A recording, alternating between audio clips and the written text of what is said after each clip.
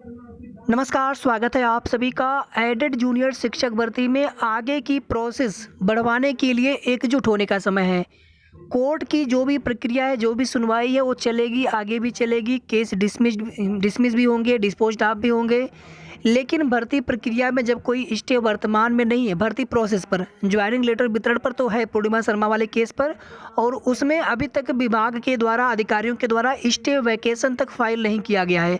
और विपिन सिंह वाले केस में 2 बार स्टे वैकेशन उनके द्वारा फाइल किया गया था। सेकंड बार जब स्टे वैकेशन फाइल किया गया 17/1/2023 को, उसके बाद आप देखेंगे कि जब कोर्ट ऑर्डर आया था सुनवाई का 19 तारीख का, उसमें किसी भी तरह के स्टे ऑर्डर, इंटरिम ऑर्डर को एक्सटेंड नहीं किया गया है। यानी भर्ती में अब किसी भी प्रकार का कोई स्टे नहीं लगा है, और जो भी स्टे दिया गया था वो इंटरिम रिलीफ के रूप में मिला था। और जब वो कोर्ट ऑर्डर में मेंशन नहीं है तो आवश्यक नहीं होता है कि उसको लिखित रूप में कोर्ट ऑर्डर में मेंशन करवाया जाए, तभी वहाँ पर माना जाएगा। बल्कि यहाँ पर स्टे हट चुका है आपकी भर्ती से, भर्ती प्रोसेस करने के लिए। उसके बावजूद ये भर्ती प्रक्रिया आगे नहीं बढ़ाई जा रही है। अधिकारी कभी बोलते हैं काम कर रहे हैं, कभी बोलते हैं कि अभी हम जब तक केस ख़त्म नहीं होगा तब तक कर नहीं पाएंगे भर्ती। यानी कुछ न कुछ बहाना बता दिया जाता है, कुछ न कुछ उसमें कारण बता दिया जाता है। और अभ्यर्थी जो है लगातार केवल इस इंतज़ार में बैठे हैं कि ये भर्ती कब शुरू होगी, ये भर्ती कब पूरी होगी।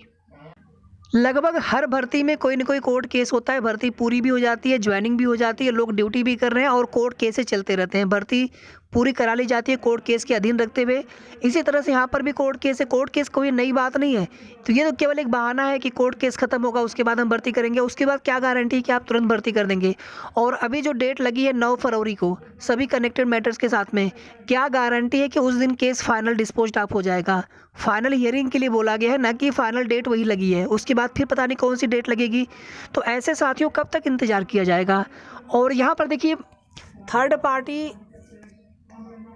जो बना गया है, भले देखिए उसमें पक्ष अपना रखने के लिए या फिर वहाँ पर दबाव बनाने के लिए, लेकिन कोर्ट केस तभी खत्म होगा जब सरकारी अधिवक्ता महोदय पैरवी करेंगे, जब सरकारी अधिवक्ता महोदय जवाब लगाएंगे।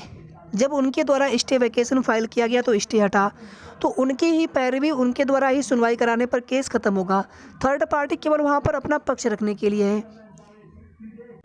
तो कुल मिलाकर के यहाँ पर संघर्ष की आवश्यकता है ज़मीनी स्तर पर, ताकि विभाग, अधिकारी कोर्ट केस भी खत्म कराएं और भर्ती प्रक्रिया तुरंत तत्काल से शुरू करें। और शासन से कोई भी रुकावट नहीं है। शासन से बहुत पहले हमने आपको जानकारी दी थी। शासन से तो निर्देश हुआ था कि जो भी भर्ती में दिक्कतें आ रही हैं उन्हें दूर करते हुए भर्ती आप लोग करिए। लेकिन अब यहाँ पर दिक्कत ये है कि शासन को कितने संज्ञान है मामला कितना संज्ञान में है उनके, कि जब यहाँ पर अब कोई स्टे नहीं लगा हुआ है, क्योंकि बेसिक शिक्षा मंत्री जी हैं, वहाँ से कोई भी देखेंगे तो बहुत सकारात्मक पहल नहीं हो पाती है, और ना ही उनके द्वारा बहुत ज़्यादा कोई आश्वासन मिल पाता है कि नहीं, या फिर उनके द्वारा कोई निर्देश दिया गया हो कि नहीं भर्ती करिए आप। तो बाकी आप देखेंगे पहले भी उनसे बातचीत की गई थी, लेकिन कुछ हुआ नहीं वहाँ से फ़िलहाल में। तो अब यहाँ पर जो उम्मीद है वही साथियों है कि अधिक से अधिक संख्या में अभ्यर्थी एकजुट होकर के अधिकारियों से मिला जाए, उनसे निवेदन किया जाए कि सर भर्ती प्रोसेस आगे बढ़ाइए। मेरिट या कट ऑफ बहुत हाई नहीं जाएगी, सीटें बहुत कम है। सभी को पता है कि 42,000 प्लस अभ्यर्थी पास हैं सहायक अध्यापक के लिए, और सीटें 1504। सहायक अध्यापक की बात कर लें, बाकी प्रधानाध्यापक में तो मेरिट कम जाना ही जाना है। शायद उसमें 64-65 तक का भी सिलेक्शन हो जाएगा, लेकिन केवल दिक्कत यहाँ पर है सहायक अध्यापक वालों में भी। इसमें भी साथियों जिनके 70 प्लस हैं, देखिए पता तो किसी को नहीं कितनी मेरिट जाएगी, लेकिन आप देखेंगे बहुत सारे अभ्यर्थियों ने अलग अलग आईडी से, कुछ लोगों ने अलग अलग ग्रुप में या अलग अलग नाम से हाई उन्होंने गुणांक बता रखा है। देखिए मैं किसी के ऊपर ब्लेम नहीं कर रहा हूँ, बाकी सब लोग सही बताए होंगे, लेकिन इस तरह की चीज़ें सबको लगती हैं, तो ऐसा हो भी सकता है। तो मेरिट बहुत हाई नहीं जाएगी। बहुत सारे अभ्यर्थी ऑलरेडी कहीं ना कहीं सिलेक्ट हो गए होंगे, बहुत सारे अभ्यर्थी एलिजिबल भी नहीं होते, ये भी आप लोग जानते रहिए। तो 42,000 में से कम 10 से 12,000 अभ्यर्थी तो ऐसे ही जो कि फॉर्म आवेदन ही नहीं करेंगे। बाकी जो अभ्यर्थी फॉर्म आवेदन करने वाले हैं उसमें भी कुछ अभ्यर्थियों का कहीं पर सिलेक्शन हो गया होगा, कुछ अभ्यर्थी हाई गुणांक वाले यहाँ से निकल गए होंगे। तो आवश्यक नहीं कि सबके गुणांक बहुत हाई होंगे, फिर भी जो भी मेरिट रहेगी, लेकिन बहुत हाई मेरिट नहीं रहने वाली है।